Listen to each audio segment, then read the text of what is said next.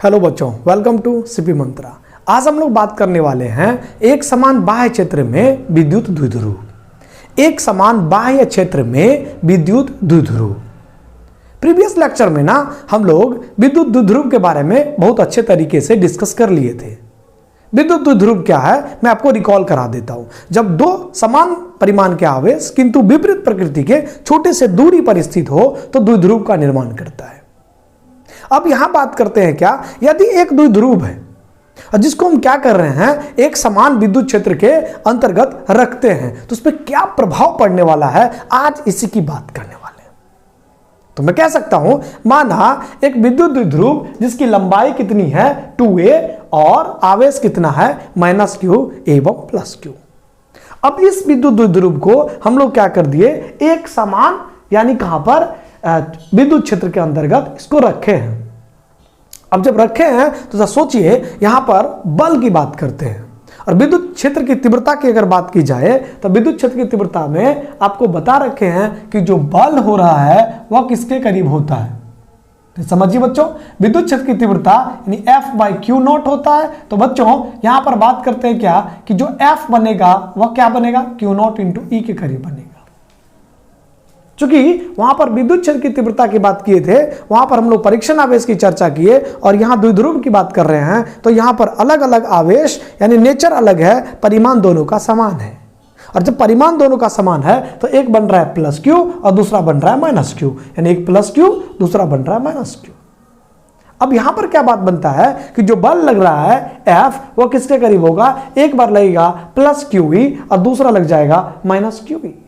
जो देखिए क्या है, ये दोनों एक दूसरे के कैसा है, एकदम से उल्टा है। अगर डायरेक्शन की बात की जाए तो डायरेक्शन हमेशा एक दूसरे का अपोजिट है। और आपको पता है जब एक दूसरे के अगर अपोजिट हो जाए तो और थीटा एंगल पर अगर दे रखा हो, मान लीजिए इस पर कहां से यानी थीटा एंगल पर दिया, तो यहां पर बल आघूर्ण का निर्माण करता है यानी टॉर्क का निर्माण करेगा, युग्म का निर्माण करता है, इसको कपल बोलते हो। एक क्या हो रहा है यानी विद्युत क्षेत्र की दिशा में है और दूसरा विद्युत क्षेत्र के विपरीत दिशा में है। और यहां पर एक थीटा एंगल पर उसको शिफ्ट कराया गया। थीटा एंगल पर क्यों कराया गया, क्योंकि विद्युत द्विध्रुव को एक समान विद्युत क्षेत्र में रखे हैं और हम उसको थीटा एंगल से घुमा दिए हैं। तो थीटा एंगल पर घुमाने पर कुल परिणामी बल का मान कितना हो जाएगा, तो यहां से कह सकते हैं कि कुल परिणामी बल, और कुल परिणामी बल किसके करीब होगा, यानी कह सकते हैं F नेट के करीब। और F नेट किसके करीब होगा, एक बार विद्युत क्षेत्र के विपरीत और प्लस में विद्युत क्षेत्र के दिशा में उसके तरफ, तो कुल यहां पर कितनी बात बन रही है, 0। तो फिर समझिएगा अगर बात की जाए कि अगर किसी भी द्विध्रुव को एक समान विद्युत क्षेत्र में रखा जाए और रखने पर अगर थीटा एंगल से घुमा दिया जाए तो वहां पर हम विद्युत अगर बल की बात की जाए किसकी, विद्युत बल का, तो वह कितना हो जाएगा यानी 0। अब बात आती है क्या कि यहां पर द्विध्रुव का परिमाण कितना होगा, तो यहां से द्विध्रुव की अगर बात की जाए तो द्विध्रुव किसके करीब बनेगा यानी P, और P किसके करीब होगा 2aq के करीब। आप इसको बहुत बढ़िया से जान चुके हो। अब यहां पर एक बात आती है कि अगर मान लीजिए आपके मन में विचार आया कि अगर एक समान विद्युत क्षेत्र में रखा गया तो 0 होता है, कुल परिणामी बल 0 हो गया। तो क्या अगर हम इसको एक समान ना रख के असमान विद्युत क्षेत्र में अगर रखा जाए तो कुल परिणामी बल कितना होगा। तो यदि द्विध्रुव को असमान विद्युत क्षेत्र में रखते हैं तो कुल परिणामी बल का मान 0 हो भी सकता है और नहीं भी हो सकता है। जब 0 हो जा रहा है तो यानी वो इक्विलिब्रियम में आ रही हैं बातें, और 0 नहीं हो रहा है तो वहां पर एक बल आघूर्ण का निर्माण कर रहा है। तो यहां पर अब आता है कि बल आघूर्ण क्या निर्माण कर रहा है। तब यहां पर बात बनते हैं किससे, जब बल आघूर्ण यहां पर देखिए त्रिभुज का निर्माण कर रहा है ये 90, और इसका नाम अगर हम C दे दें तो यहां से कह सकते हैं त्रिभुज किससे, जरा सोचिए त्रिभुज किससे बात कर रहे हैं, यानी अब ये एंगल थीटा तो ये भी एंगल कितना बना थीटा, यानी BAC या फिर कहते हैं BCA, जो भी आपके मन में आए, यानी कहते हैं त्रिभुज कितना यानी BAC से। बच्चों यहां पर साइन थीटा निकालिए। साइन थीटा क्यों, क्योंकि हम यहां बल आघूर्ण की बात करने वाले हैं, और बल आघूर्ण किसके करीब होता है ना, समझिएगा। बल आघूर्ण होता है यानी उस पर लगने वाला बल और लंबवत दूरी का गुणनफल। तो यहां पर क्या होगा, यानी बल का परिमाण और गुना क्या बनेगा, लंबवत दूरी। कौन सा दूरी, लंबवत दूरी। तो लंबवत यानी परपेंडिकुलर डिस्टेंस की बात हो रही है, परपेंडिकुलर डिस्टेंस की बात हो रही है, एक बट्टा दूरी नहीं है दोस्त, परपेंडिकुलर डिस्टेंस की बात हो रही है। तो यहां पर क्या बात बनेगा कि यहां से बल का परिमाण अगुना लंबवत दूरी। तो लंबवत दूरी विद्युत क्षेत्र पर, तो ये विद्युत क्षेत्र है एक समान, इस पे लंबवत दूरी कौन सा है, यानी BC। यानी हम कह सकते हैं यहां पर कि बल का परिमाण अगुना बोले तो क्या, BC। तो हमें BC तो निकालना पड़ेगा ना। तो BC निकालने के लिए हम यहां पर एक त्रिभुज की कल्पना कर लिए, और वहां से हम क्या करते हैं, साइन थीटा से हम BC का मान निकाल। आघूर्ण आप जानते हो कि बल का परिमाण अगुना लंबवत दूरी। तो लंबवत दूरी यहां पर विद्युत क्षेत्र पर लंबवत दूरी कौन सा है, BC। तो यहां पे साइन थीटा की अगर बात की जाए तो साइन थीटा किसके करीब होता है, यानी लंब बटे कर्ण, यानी P/H। तो यहां पर ये थीटा के सामने वाला क्या हो गया, ये आपका देखिए P, और ये वाला क्या बनता है, H यानी कर्ण। तो यहां से कह सकते हैं साइन थीटा बराबर लंब बटे कर्ण। कर्ण क्या बना, AB। अब BC किसके करीब है, कुछ नहीं मालूम तो रख दीजिए। और यहां पर AB किसके करीब है बच्चों, AB जो है वह किसके करीब है, 2A के करीब। तो यहां से क्रॉस मल्टीप्लाई करिए, यानी BC कितना आ गया, यानी यह बन गया 2A इंटू बोल दीजिए कितना, साइन थीटा।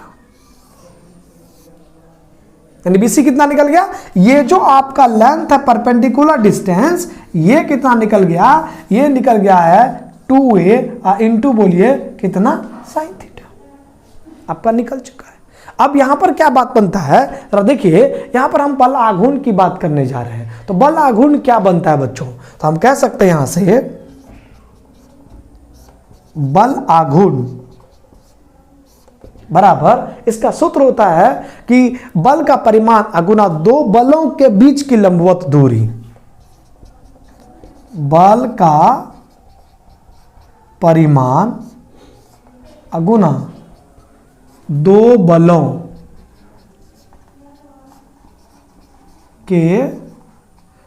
के बीच की लंबवत दूरी। यानी बल आघूर्ण को टाउ से सूचित करते हैं, किससे, टाउ से।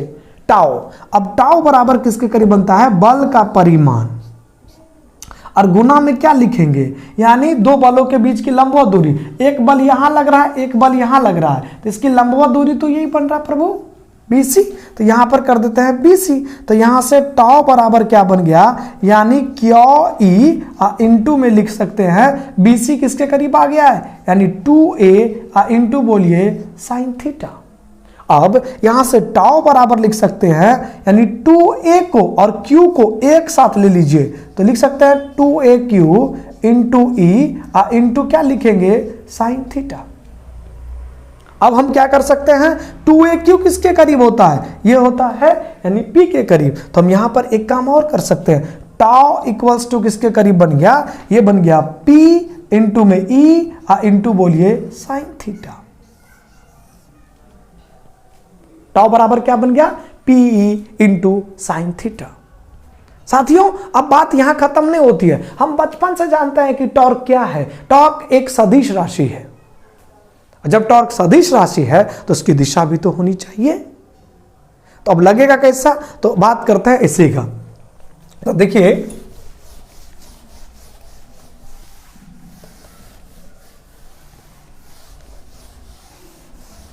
सदिश के रूप में इसको क्या लिखा जा सकता है, तो क्लास 11 चैप्टर नंबर 4 आप बढ़िया तरीके से पढ़े हो। तो होता क्या है कि जब डॉट को हटाते हैं ना तो आ जाता है कहां पर, यानी कॉस, और कॉस को हटाएंगे तो आ जाता है डॉट, फिर यहां आता है क्रॉस, क्रॉस को हटाएंगे तो क्या आ जाता है साइन, और साइन को हटाएंगे तो क्या आएगा क्रॉस। तो यहां पर क्या है साइन, तो साइन को हटाएंगे तो दो यहां पर P और E यानी द्विध्रुव और विद्युत क्षेत्र के बीच में कौन सा साइन आ जाएगा, क्रॉस का। तो यहां से कह सकते हैं सदिश के रूप में, सदिश के रूप में क्या लिखा जा सकता है? सदिश के रूप में, यानी टाउ वेक्टर यानी टाउ सदिश इक्वल्स टू पी अक्रॉस, बोलिए क्या लिखेंगे? ई। मैं यहां पर लिख दे रहा हूं फॉर ऑब्जेक्टिव। यही क्वेश्चन आपसे पूछा जाएगा ऑब्जेक्टिव में। अच्छा, कुछ बच्चे क्या करते हैं, कुछ बच्चे ऐसे लगा देते हैं कि tau equals to E across P. ना ना ना ना ना ना ना ना, बिल्कुल नहीं। क्योंकि यहां पर क्या होता है, अगर आप ई क्रॉस पी करते हो, इसका मतलब कहता है कि ये उल्टा डायरेक्शन में जा रहा होगा। हम इसको क्या लिख सकते हैं? इसको लिख सकते हैं टाउ बराबर यानी माइनस ई अक्रॉस पी। फिर ये सही है, क्योंकि ये सदिश का रूल है। हम सीधी डायरेक्शंस में चल रहे थे, यहां उल्टा डायरेक्शन लेंगे तो माइनस आएगा। तो आप ध्यान रखें इस बात का, कभी भी ई क्रॉस पी ना लिखें। आप क्या लिखेंगे? P cross E। और P क्रॉस E क्यों? क्योंकि यहां पे बल आघूर्ण की बात हुई है, और बल आघूर्ण की बात आ जाती है तो देखिए, आप कई बार ऐसे देखते हो कि सदिश के नियम, अगर 11th की बात की जाए तो आप बहुत बार ऐसे पढ़ रखे होंगे, भूल गए, अलग बात। तो यहां पर क्या बात बनेगा, मान लीजिए अगर ये विद्युत क्षेत्र की तीव्रता है, और मान लेते हैं ये क्या है? द्विध्रुव है, क्योंकि ध्रुव माइनस से कहां प्लस के तरफ। तो ये वाला एंगल अगर बने क्या थीटा से, तो क्या बनेगा? ये बन जाएगा आपका टाउ, और टाउ क्या बन जाएगा? पी अक्रॉस, बोलिए तो ई। अब समझ गए बात को? अब यहां पर आता है क्या कि टाउ बराबर पी क्रॉस ई ऑब्जेक्टिव के लिए। तो यहां पर आता है कि टाउ की दिशा कहां से निकाला जाएगा? भैया सदिश है तो दिशा तो चाहिए ना। तो टाउ की दिशा यानी बल आघूर्ण की दिशा दक्षिण वर्त पेंच, यानी कहते हैं इसको कि right hand thumb screw rule, right hand screw rule कह दीजिए, राइट हैंड स्क्रू, इस तरह से। अब राइट हैंड स्क्रू क्या कहता है? राइट हैंड मतलब, अब इसमें स्क्रू पकड़िए और इसको घुमाइए। जब आप इसे घुमाते हैं इस प्रकार से, कहां जा रहा है नोक? आगे की तरफ। जब इसको घुमाएंगे वेक्टर कुछ इस प्रकार से जा रहा है, या फिर आप एक वेक्टर ये मान लीजिए, एक वेक्टर ये मान लीजिए। अगर आप इसको घुमाते हैं तो कहां जा रहा है? ऊपर की तरफ। सेम कहां जा रहा है? दो वेक्टर लिए, यानी ये और ये, तो कहां जा रहा है ये इसका डायरेक्शंस। तो हम यहां पे कह सकते हैं कि जो टाउ की जो दिशा होती है वह दक्षिणवर्त पेंच की या फिर कॉर्क नियम द्वारा व्यक्त की जाती है। किसके द्वारा? कॉर्क नियम का। ठीक है, कॉर्क नियम। अब यहां पर होता है कि टाउ का जन कुंडली निकाल लेते हैं, तो चलिए फटाफट से इसको मिटा देते हैं दोस्त। देखिए, ये बहुत बार ऑब्जेक्टिव में पूछा गया क्वेश्चन है। या तो आपसे पूछेगा कि टाउ बराबर पी साइन थीटा वाला, या फिर पूछेगा टाउ बराबर पी क्रॉस ई वाला। अब यहां पर क्या बात बनता है बच्चे? यहां पर मैं यहां लिख देता हूं, जहां टाउ इक्वल्स टू क्या है, यानी बल आघूर्ण। क्या ये? बल आघूर्ण। पी बराबर क्या है? यानी विद्युत द्विध्रुव। और ई इक्वल्स टू क्या है? ये है विद्युत क्षेत्र की तीव्रता। अच्छा, अब हम जन कुंडली की बात करें थोड़ा, किसके बारे में? टाउ के बारे में। बल आघूर्ण का जन कुंडली निकालते हैं तो क्या होता है कि टाउ जो है यानी बल आघूर्ण सदिश राशि है। सबसे पहला बल आघूर्ण कौन सा राशि है? सदिश राशि है। और सदिश राशि है, इसलिए टाउ इक्वल्स टू क्या बन जाएगा प्रभु? ये बनेगा P अक्रॉस, बोलिए E। या बन जाएगा यानी किसके करीब? टाउ इक्वल्स टू बनेगा यानी PE इंटू बोल दीजिए साइन थीटा। ऑब्जेक्टिव की बात करें बच्चों। अब यहां पर है कि बल आघूर्ण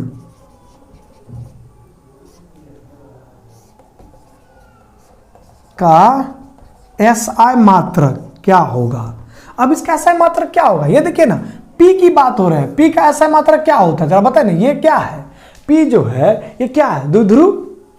और द्विध्रुव क्या होता है नॉर्मली बताइए? तो द्विध्रुव आपके सामने, एक तो यहां से निकालिए, या टाउ बराबर किसके करीब होता है? सबसे आसान F क्रॉस R बनेगा ना।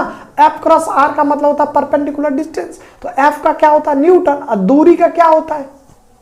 मीटर। तो हम क्या निकाल सकते हैं? बल आघूर्ण का SI मात्रक क्या बनेगा? न्यूटन मीटर, या क्या बनेगा न्यूटन मीटर। समझ रहे बात को? अच्छा, एक आता है क्या कि अब इसका बीमीय सूत्र क्या बात बनेगा, तो इसका बीमीय सूत्र सीजीएस भी आप निकाल सकते हो, आपका मन करे तो सर सीजीएस मात्रक, तो सीजीएस मात्रक क्या बनेगा, सीजीएस मात्रक न्यूटन का क्या होता है सर डाइन, और मीटर का क्या होता है सर सेंटीमीटर। अजी कोई दिक्कत वाली बात होनी भी नहीं चाहिए। अब यहां पर एक बात आता है क्या कि इसका बीमीय सूत्र क्या बनेगा, क्या बीमीय सूत्र, तो बीमीय सूत्र बनाने के लिए क्या है, फोकस करिए ना, यहां पर क्या बल का क्या होता है mlt-2, और यहां पर कौन है दूरी का क्या बन रहा है l, तो l पे पावर 1 और l पे पावर 1, आधार समान है तो पावर जुड़ जाएगा, तो क्या बनेगा ml² और t-2, तो क्या बन रहा है ml² और t-2। तो यहां पर क्या होता है कि बल आघूर्ण की जन कुंडली खत्म हो जाती है। बट अब हम बात करते हैं इसकी विशेष स्थितियां क्या हो सकती है, तो इसकी विशेष स्थितियां पर फोकस करिए। मिटाओ दोस्त, विशेष स्थितियां, विशेष स्थितियां को दूसरे लैंग्वेज में बोले तो इंग्लिश भाषा में ये कह सकते हैं हम स्पेशल केस। और जब स्पेशल केस की बात आती है तो क्या बात बनेगा, देखिएगा थोड़ा, कुछ नहीं है, थीटा का मान बदलते रहिए, टॉर्क का मान निकालते रहिए। हाजी, अब यहां पर होता है क्या विशेष स्थितियां, स्पेशल केस। यहां पर फर्स्ट में कहते हैं, पहला है क्या कि यदि थीटा बराबर 0 डिग्री हो, समझिएगा, यदि थीटा बराबर, अच्छा दोस्त यहां पर थीटा बराबर 0 डिग्री का मतलब समझ में नहीं आया, क्या हुआ? इसका मतलब होता है कि विद्युत क्षेत्र की तीव्रता और विद्युत द्विध्रुव एक ही दिशा में हो जाए, यानी कह सकते हैं यहां पर कि विद्युत क्षेत्र और विद्युत द्विध्रुव एक ही दिशा में हो, तो यहां से क्या बनेगा, तो यानी टॉ बराबर क्या आया था, टॉ बराबर आया था पीई इंटू बोल दीजिए साइन थीटा, तो टॉ बराबर पीई इंटू बोलिए साइन 0 डिग्री, और साइन 0 डिग्री किसके करीब होता है 0, तो टॉ बराबर क्या बन गया 0 बना ना, तो टॉ बराबर कितना हो गया 0। अब टॉ बराबर अगर 0 हो जाता है इसका मतलब ये हो गया कि जब द्विध्रुव आघूर्ण, ध्यान सुनिएगा, जब द्विध्रुव आघूर्ण और विद्युत क्षेत्र की तीव्रता को समांतर रखा जाए या समांतर हो तो द्विध्रुव पर लगने वाला बल आघूर्ण का मान कितना होता है 0 हो जाता है।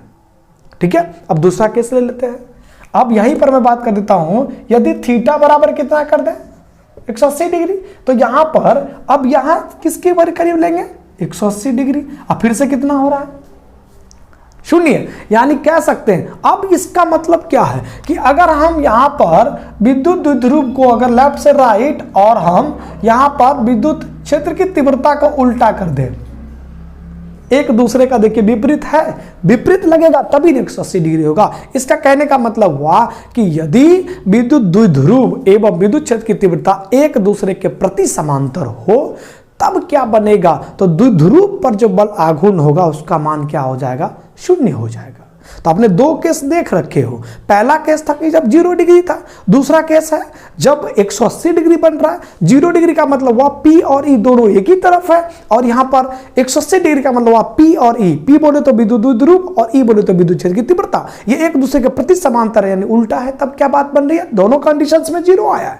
अब तीसरा और आखिरी कंडीशंस बनते हैं कि यदि थीटा बराबर 90 डिग्री हो, मैं इसी में कर देता हूं तीसरा कंडीशंस, यदि थीटा इक्वल्स टू कितना बन रहा है दोस्त 90 डिग्री। 90 डिग्री का क्या मतलब हुआ, मान लीजिए अगर विद्युत क्षेत्र इधर है तो द्विध्रुव किधर होगा, तभी ना 90 का केस बनेगा। अब इस सिचुएशन में तो P साइन थीटा, तो साइन यहां पर कितना लेंगे 90 डिग्री, और साइन 90 का मान कितना हो जाता है यानी 1, तो 1 हो जाएगा, तो यहां पे टॉ बराबर क्या बनेगा PE, और यहीं पर आ जाता है टॉ मैक्सिमम, यानी बल आघूर्ण का सबसे अधिकतम मान होता है, इसलिए टॉ मैक्सिमम बराबर क्या बन गया PE।